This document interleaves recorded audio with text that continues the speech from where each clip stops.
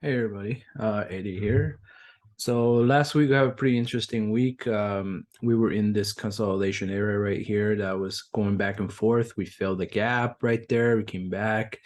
Thought it was going to break down. Then on Friday, which was a huge option expiration day, there was a ton of people buying puts. So I guess the market makers decided to take their money, right? So the market makers kind of unload their hedges as is approaching expiration, and then they bought it up to unload their short position to hedge the puts that was bought.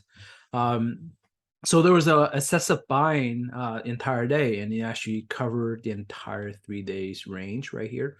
So next week, I am actually looking for continuation to see we'll go up to test this 3,800 level. If this 3,800 level gets broken, you're looking at a few levels up here, right? So you got this level right here at 3,900, and then you have the 4,000 and then 4,100, right? So we're heading into seasonality as well. It's end of the October, so usually in midterm years, towards the end of October, early November is where we get that rally into the election.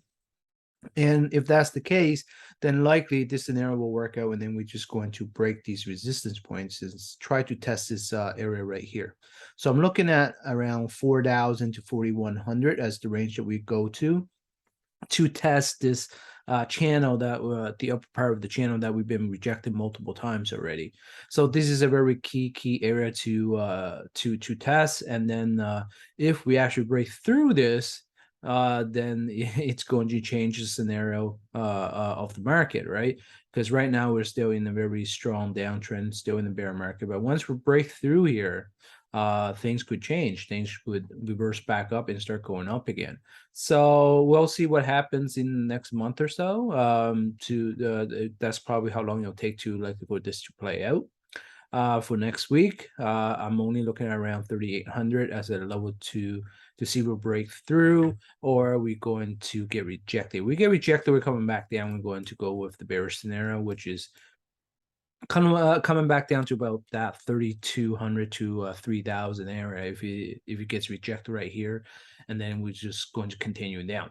But if we break through here, then likely we're going to test this 50-day moving average, which is around 3,900, and then 4,000 is a possibility, and then up here there's a gap that still needs to be filled right over here. So if we get like some kind of a short squeeze or a formal rally into the end of the year, you can expect that these areas will get filled over here. So that's the way I think will happen, is that we will actually get a rally up towards the end of the year.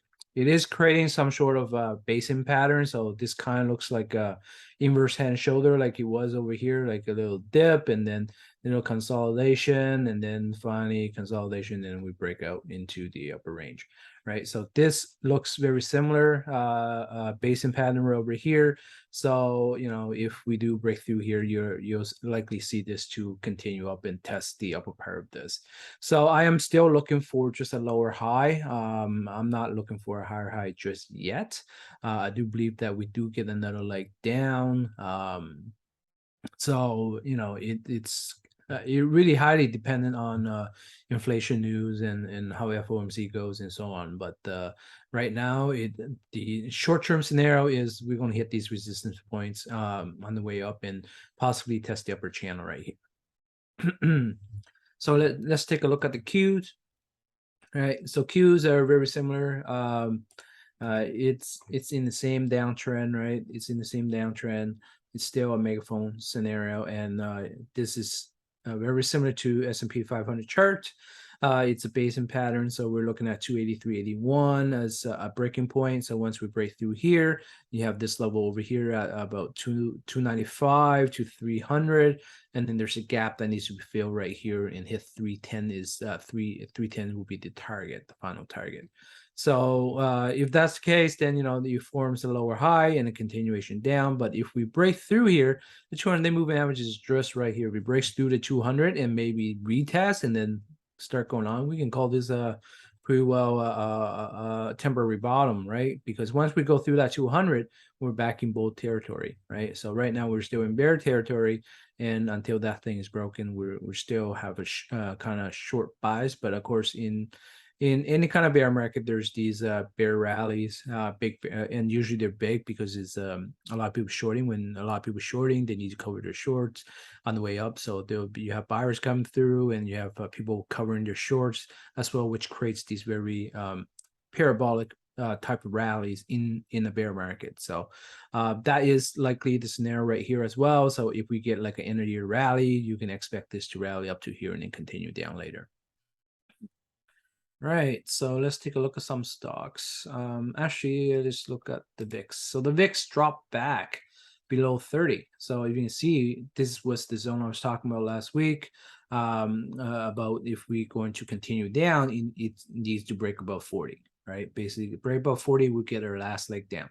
But so far, it's been rejecting that. So rejecting, we're likely come back down. So if the VIX come back down to around that 25 to 23 level and start holding, you can expect that we're going to get our next leg down, start the next leg down with the SPX. So just keep an eye out on the VIX right around these levels right here. Actually going to settle at 25. I already got one at 23 right here. So these are the areas I will be looking at for it to start reversing back up on the VIX, which means that the SPX will start coming back down. Okay, let's take a look at some of the FANG stocks. So Apple has a nice base building right here. As you can see, this was the zone we talked about, the support zone. So Apple hit got into a support zone, we bounced, and we're holding this area, and now we're bouncing back up. So the key area to look at is this area right here at 150. If we break through 150, you can see 160 and then 165. And if there's a lot of buying, you'll come back up to test these highs again before going back down. All right. AMD. So it's holding the first support zone, which is around that 60 to 58 region. So we talked about this area many times before. This is a buy zone. It is temporary buy zone because most likely we'll go lower. If we make a lower high, we most likely will make a lower low down to around these areas 40 to 30 area, right? So it's buyable right here for a bounce play. So if it does bounce, you're looking around $75, 70 to 75. So that would be a decent trade. But semiconductor area is a really weak area to be in right now. So I wouldn't be going too heavy. It's more of a trade, right? At the moment, till things change, which will take a little while because they kind of go in cycles, semiconductors. So right now we're rolling over. So this is the area that is a major resistance. So if we are going to bounce, we're going to hit these areas and most likely continue lower, right? Amazon right now, this very core support zone right here. It's holding so far, and it looks like it's bouncing off there. So once we break above like this area right here, not right there, but right here about 123, 125, break through that. There's a gap that needs to be filled right here. There's a gap that needs to be filled right there. So your target right will be around that 200, so around this gap resistance, and then potentially if the gap gets filled, we'll test this high right here, 136. All right, we'll skip Meta. Google. So Google is in like a stair step down. So if Google does bounce back up, you're looking at this very key resistance area up here, which is 105 to 110. So this area is really important. 105, 110. If it bounces up to here and then gets rejected, most likely we won't get our next leg down. And next leg down is down to about 80, 85 area. So it is quite a ways down, and these are buy zones at 80. 80s you can start buying for longer term, and that's a good area to be in to buy, right? So Microsoft, it's just like all the other charts. It's at resistance. It's a pretty big resistance area actually, because this is the area we broke down from. So this is the area you want to look at. We close right around that area. So if we do break back up the zones from there to here, So this 250 is a really important area. We break through 250, you're looking at about right here around 268, and then 268, 270 area, and that's the area where I'm probably looking for rejection. All right. Netflix is picking up momentum after earnings, right? So we are into the gap. We gap up into the gap. Right. So the gap is actually right here. Started right there. We broke above it with earnings. We're now into the gap and we're looking for a close on a gap, which is right there. Right. So if that is the case, there's a long way up, right? So there's a trade there. You can probably sell puts around the gap right here, 260, below 260. Or if you go and play the upside, you either trade shares or you can actually do a call spread, a debit spread, and try to hit around that 320 area. I wouldn't go for the maximum profit, but I would go like somewhere in between. So if I buy right here, it'll be out by 320. NVIDIA, same thing. We have a major support zone. It did penetrate through it, came back up. It was brought up. So looking for a bounce, just like AMD, just looking for a little bounce and then going back down. So the area looking at is 140. 140 is an important level. And then there's a gap fill right here at 152.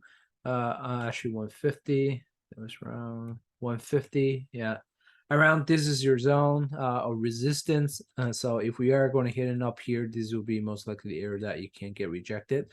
If it does break through here, you're looking around 180, which is not a bad play actually. If you actually could break through that, so you can set an alert right here. If it breaks to 150, you can aim for 180 for a trade.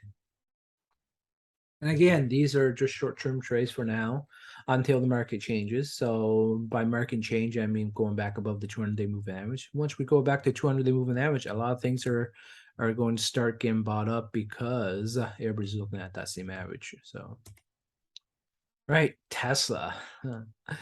Tesla, after earnings, we came down, we gapped down, and we are testing this support. This is a major support area. If we lose 200 on Tesla, there's a long way down. Yeah, it's first stop's 180, and then it's 140, right? So you want to be very careful on Tesla if we break this level right here. So you might want to set an alert at 200. If we break through 200, it's 180. 180 is gone. 140 should hold, but if we end up going into a recession, it can go really far down because Tesla's a very high growth name. Although they're making quite a bit of money now, it's still a very high growth name. As you can see, this is a huge head and shoulder pattern. So if we break the neckline, it's a long way down. So you want to be very careful holding this. If you are holding it, hedge it, right? Hedge it. And Tesla is at risk because they're heavily in China operated. So because of this trade war with U.S. cutting supply chain of chips to China, China could actually retaliate. And if they retaliate and say, closing down Tesla or Apple factories, then you're screwed, right? So, there is some political risk there at current conditions of the trade war. So, and they're in the crossfire. So you want to be very careful holding. This is more of a trade. So if we're going to get this big bounce right here, expect it to bounce all the way up to 260, all right, and potentially fill in the gap at 270 and then test like maybe 280 and then most likely will get rejected around that 270 280 region. So this is a really important area right here that broke down. So that was the key support and then it broke down. So now it's the key resistance to break back up. So this is the area if you're holding Tesla and then you want to unload some of it, right here is a good place to unload or at least hedge, right? Right, that's pretty much it for updates. I'm just going to go over my algo for the week. So my algo did super good this week, especially on the 5 minute time frame. So I'm just going to do a comparison what I do with it. So what I normally trade is I use the 5 minute as my guideline, and then I scalp the 1 minute into these trends, right? So this is Friday. On Friday, we got the buy signal slightly after the open. So at the open, we did came down, and then we couldn't go down any further. It held, and then it start going up. Once we break above that high of this consolidation right here, once we break through that, it was a bull run, right? So if you look through the alert right here, we got the buy signal as we break out of this high right here, which is right around this point at about 36.69. Got the buy signal. On the 1 minute time frame, it got an early buy signal, which is right here in the break. But if you follow the directions and not actually buy until you get the 5 minute buy, start trending, and to give it about 5-10 minutes at the open so that you'll find a direction. So if you listen to that, then after right here is where you're supposed to buy, is after it breaks this consolidation high right here, right? So that's where I got into. So I was trading it short. So I actually did 2 really good trades right here, shorting it down on this resistance. And then once it broke through, I switched directions and went long. And then right here, you could have caught, let's see. You could have caught from over here at the break before the sell sign up here. That's $3 and 37 cents. So if you do that on SPX, I should put SPX on this side actually. So if you did that with SPX, that's about 30 some points. 30 some points with 30 delta contra. That's about $10 or more, right? So yeah, almost 38 points. That's 38 points that you could have got right at the open. And then once we start rolling over, so we got the sell center right here, and then we start coming down, right? So I did traded this as well. And if you bought right here as it broke, and then you kept it until we tell you to get rid of it, that's about 22 points, right? So you made a ton of money going up, and then made a lot of money going down. And then for the rest of the day, you could have scalped these ranges. These are fairly good sized ranges. So if you take a look, these are like 15 to 20 point ranges, right? So you could make a lot of money with these ranges, right? So right here, we got buy signal again on the 5 minute, right? Got buy signal all the way to the end. We never got sell signal. So you could have held it all the way till the close and made a ton of money. And then if you don't want to hold it for that long, you could always just scalp the uptrend, which is right here. The 5 minute was telling you there's no sell signals on the 5, so you just scalp the 1 minute all the way up till the sell right here. So you would have gotten in right here, so right there, made some money, bought right here, sell right there, made some money. There was some chop right here that you probably would have lost a little bit of money, but you would have made so much money that day just by doing that. And if you know anything, I did make a training video to how to avoid these consolidation areas and just catch the bigger runs, right? So if you follow my video and if you know a little bit about technical analysis, you could avoid these chop zones right here, and then buy only the break of the chop, and then you could ride like this area on the break all the way up to here, right? And then on the break over right here, you ride it up to here. So you on Friday, you could have made so much money.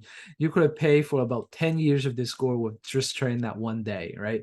So right now I am offering this algo free to my subscribers, for my annual subscribers and for my course members, right? And my annual score is about $2,900 Canadian. That's about 2,100 US right now. So you could have made more money in one day trading this algo than the entire annual subscription fee. So just keep that in mind. I know it's a little high, but this is a great algorithm, and we actually teach in Discord how to use this, and then we did a live training session already last week on how to use it. So if you use it properly, you should be able to make money with this, right? And okay, let's go back another day. So that was on Friday. This is Thursday, right? Thursday. You can see this is Thursday. On Thursday, we got the buy in pre-market. and then you could ride it up to the top, right? This is the move right here. You ride it all the way up to the top. You got your sell signal, right? You could have waited for confirmation to break this high to short it down.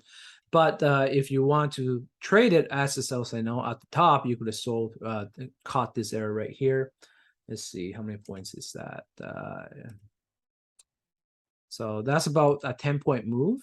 And then right here at the open up, that's a 45-point move, right?